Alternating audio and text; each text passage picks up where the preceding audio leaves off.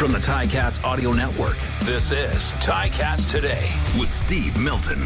It's Saturday, July 6th. This is Ticats Today, and I'm Steve Milton. Tomorrow is game day. Big game day. Well, they're all big games now because the Ticats need wins. Emphasis on the need part and the wins part. And Hamilton is in tough against the BC Lions squad, which has strapped itself to tough defense and quarterback Vernon Adams Jr. to win 3 in a row since dropping their season opener.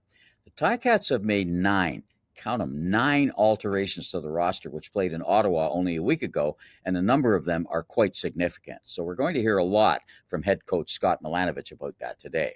First and foremost, power running back James Butler, who led the CFL in rushing in the first weekend, is back from missing a game because of concussion protocol. As we've reported, he's had a really good week in practice. Because he showed no ill effects from the cumulative work, he's back in. It was great. I feel a week off of football is like a month. It's kind of like you got to treat it like in dog years. Kind of takes forever, but I'm excited. Milanovich says there's always extra motivational juice when a player faces his former team. And Butler, of course, played for the Lions. Here's what he says about the defense he'll be trying to break through on Sunday night. Well known for being a tough defense. Obviously, I've been around those guys, practiced against those guys. It's a lot of new faces there now, so I'm excited for the opportunity. Milanovich is clearly glad to have Butler back and says his power style of running is imperative to the success of the Ticats offense.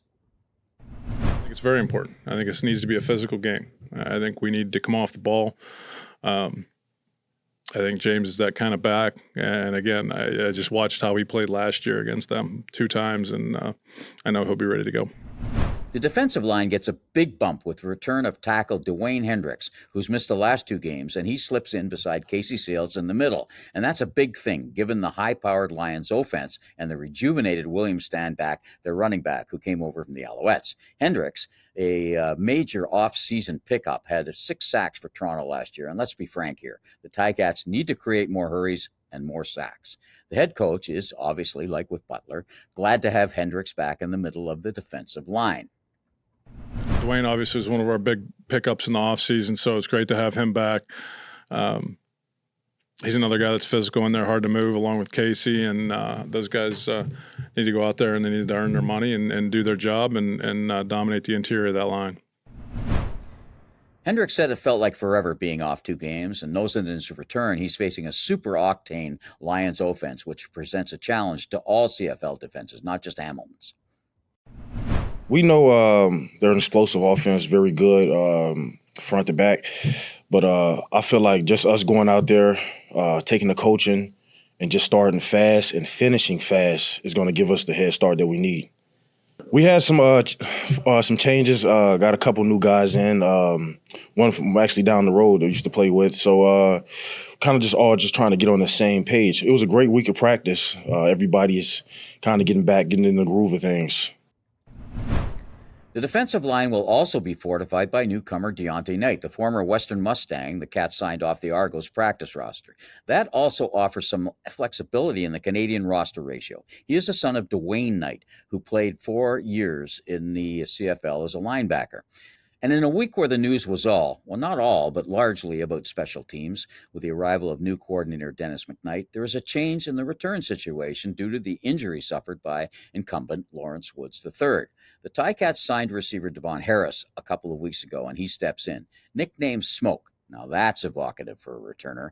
Harris is a receiver who scored 4 touchdowns last year for Louisiana Tech. That's a school where Matt Dunnigan played, but also had nearly 2,000 yards in combined kick and punt returns over his college career. He was an all-conference in 4 of his 5 collegiate seasons. It's no secret that the Ticat return game hasn't been what they were hoping for this year, although there have been multiple factors in that. Smoke's talented, great spot quickness. He's fielding it well. Quiet guy. He's small in stature. As far as his height is concerned, I think he'll be hard to see in there. We got to give him some creases, and let's see what he can do. He's another one that we're really excited to see go out there and show what he can do when the lights are on.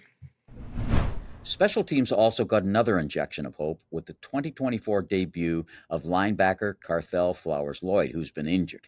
Flowers-Lloyd was the runaway CFL leader in special teams tackles last year with a stunning 31 takedowns. Lots of Milanovich today, and here he is on Flowers-Lloyd. He loves it. He's physical. He can run. He has a knack for making plays in space. So all those things should bode well for our special teams. While one team has 3 wins and the other none, although in my mind they should have had 2, this is an intriguing matchup. Each of the Lions' 4 games this year has been decided in the final 3 minutes of the game, and that's a stretch that in at least 2 games it has not been Hamilton's long suit. Milanovic and some of the players as well have been talking intently this week about the need for the Cats to play a 60-minute game. The Ticats have actually won 5 of the last 7 Feline Bowls. That's Cats against Lions, and 3 of the last 4 head-to-heads at Tim Hortons Field.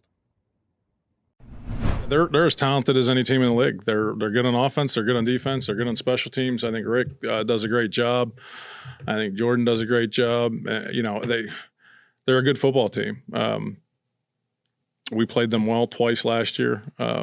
We need to do it again. It's things are so close in this league between the teams that are winning and the teams that are not that it really doesn't matter to us what the record is at this point. We're going out there to beat a football team.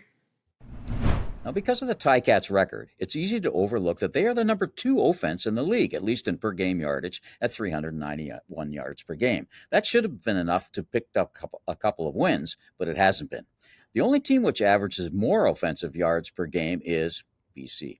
Take a bow, Alexander Hollins, who leads the CFL with 457 yards and 3 touchdowns and has been targeted about 10 times per game. The Ticats secondary, which as you know has been reconfigured, will also have to watch Justin McGinnis, who ranks 5th in CFL receiving yardage, just ahead of the Cats' Shamar Bridges. During the Lions' 3-game winning streak, Vernon Adams Jr. has 5 TD passes and 0 interceptions. Teams will take that kind of ratio all day.